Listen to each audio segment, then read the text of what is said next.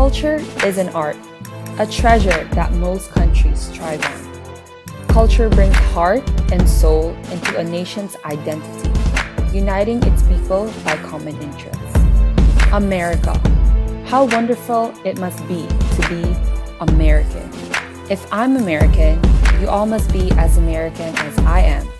After all, being American is the best you can be. That, my friend, is imperialism. They take you and they make you. The brands we buy, the singers we listen to, the shows we watch. Herbert Schiller once said, "The concept of cultural imperialism today best describes the sum of the processes by which a society is brought into the modern world system and how dominating stratum is attracted, pressured, forced, and sometimes bribed into shaping social institutions to correspond to or even promote the value and structures of the dominating center of the system." Imperialism has caused many movements to arise. For example, the Black Lives Matter movement.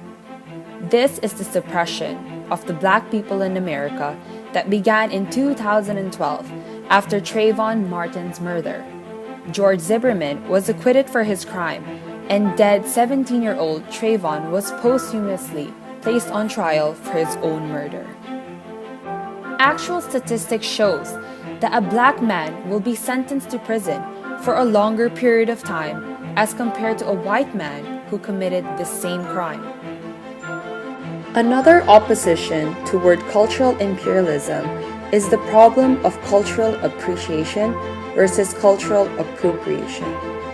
Cultural appropriation is a sociological concept which views the adoption or use of elements of one culture by members of a different culture as a largely negative phenomenon.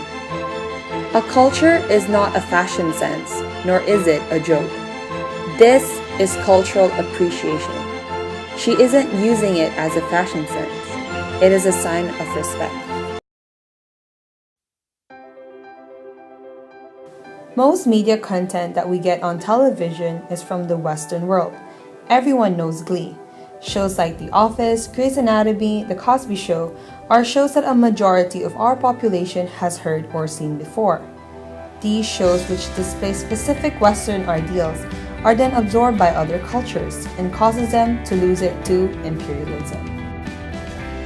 Cultural imperialism can happen from many different areas, such as linguistic imperialism. It is a form of transfer of a dominant language to others, causing the cultural language of specific culture to be lost. For example, Nigeria's official language is English. Today I'm going to be interviewing some people on cultural imperialism, so I'm going to take you along with me and let's see their answers. Hello, is it possible to ask you some questions? Yeah, no problem. Okay, so the first one is, in what ways do you consider yourselves not to be so westernized? Well, I could say I still stick true to my Asian roots as I'm Chinese, so I celebrate Chinese New Year. And I think pretty much everything in my life is a right balance between westernization and my own. Do you consider yourself to be westernized? Yeah, for sure. In what ways do you think America has influenced you? I'm sure it's in more ways than even I myself know. I'm pretty sure Facebook is American, Instagram's American, this penny board is probably American. I think it's in a lot more ways than we ourselves recognize. Do you think media plays an important role in making you westernized? No.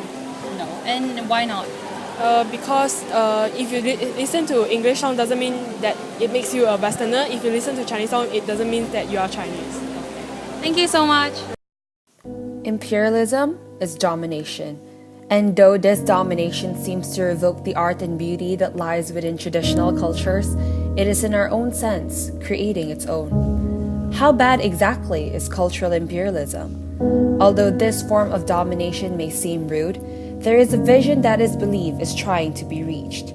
a vision which seeks for the possibilities of a world in which the fault lines separating nations are bridged instead by shared interests. These similarities could quite possibly unite the world and bring peace to places which need it. However, these similarities also contains the ability to wipe out the uniqueness that lies within each nation and its people.